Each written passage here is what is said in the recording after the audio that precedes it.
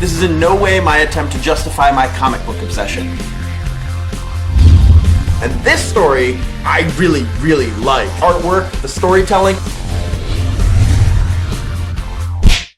Hello and welcome to another episode of The Pull List. My name is Travis. Let's talk about Mark Hamill and Kevin Conroy voice acting rumors. Mark Hamill and Kevin Conroy have voiced the Joker and Batman respectively more than anyone else ever has, all the way back with Batman the Animated Series and most recently with The Killing Joke. I did a video on my opinions about The Killing Joke a few weeks ago. You can see that down in the description below. But that may not be the last time we hear Kevin Conroy and Mark Hamill voice the Batman and the Joker. They were at Canada's Fan Expo recently on a panel together, and when asked if they were done voicing the Batman and the Joker, they responded with a resounding no. Conroy jokingly asked Hamill what he thought about doing the Hush storyline, and the crowd freaked out. And in response, Hamill suggested to Conroy that they do A Death in the Family, and the crowd freaked out even more. Now, this may not be where DC animation is headed, but these two are landmark stories, and it would make sense that they would at least be on the table for discussion. And even if they did mean it in a totally joking way, it's obvious that there is still something going on between these two project-wise.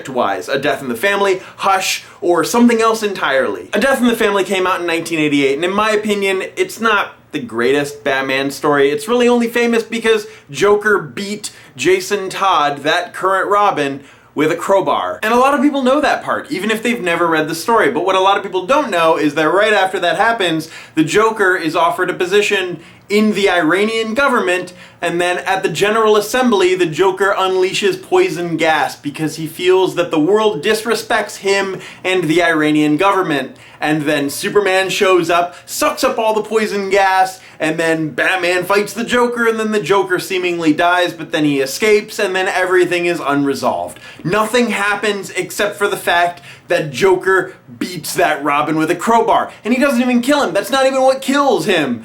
I'm getting off topic. But Hush, however, published in 2002, could translate very well as a DC Comics animated film, if they're able to get the animation right. The story was drawn by Jim Lee, arguably one of the greatest comic artists of our time. Look, is Batman's collection of Batmobiles. Not to mention the characters in this story are fantastic. Catwoman, Poison Ivy, Harley Quinn, Riddler, Ra's al Ghul, Nightwing, Huntress, Oracle, Joker, obviously. And in the story, the supervillain Hush is able to manipulate some of Batman's most notorious enemies against him in some elaborate conspiracy, including the Joker. IGN ranked Hush as number 10 on their list of 25 greatest Batman stories of all time. And there was some talk about doing a version of Hush way back in 2007 with the animated series The Batman, not to be confused with Batman the Animated Series. The animated series The Batman is just titled The Batman with an exclamation point, and it ran from 2004 to 2008.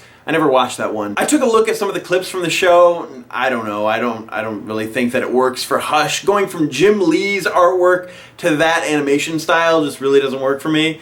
I don't even think that Bruce Timm's animation style, which I love, would work for Hush. I feel like it needs to be a lot closer to the source material for the story to translate better. But anyway, I'd love to know what you think. What Batman stories do you think that Kevin Conroy and Mark Hamill should tackle as Joker and the Batman? Which stories do you want to see translated from the page to the animated big screen? Anyway, that's it for this episode of The Pull List. My name is Travis. Thank you for fueling my comic book obsession, and you will see me soon.